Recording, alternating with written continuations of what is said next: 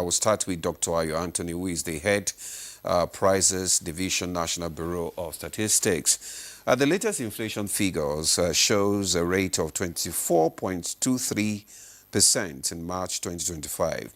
Tell us, what are the primary drivers of this increase and how it will impact the nation's, Nigerians' purchasing power?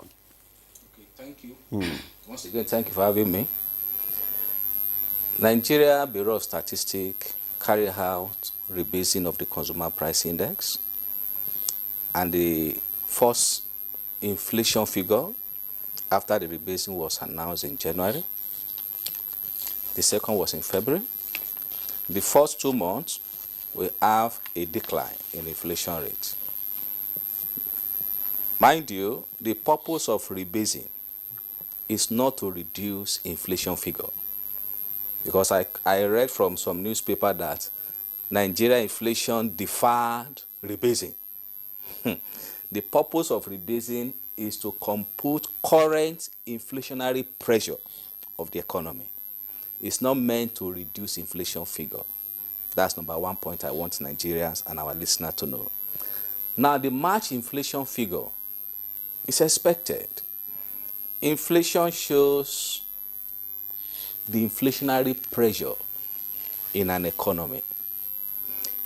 24.23% inflation compared to 23.18% in February. It's about 1.5% increase.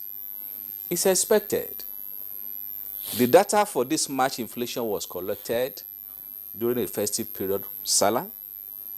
You know, in Nigeria, anytime there is festive period, profiteering is there for our sellers. Apart from that, there will be increase in aggregate demand. Number two, in February, March, the price of PMS jack up due to the dollar-naira issue between federal government and Dangote. That made PMS price 800 to about 900 is a factor. Number two, and number three. If you look at our services today, on the average, there is increase in price of services. When I say service, non-tangible goods, especially since our telecommunication company increased their tariff. And house rent. Thank you. Is it one of them?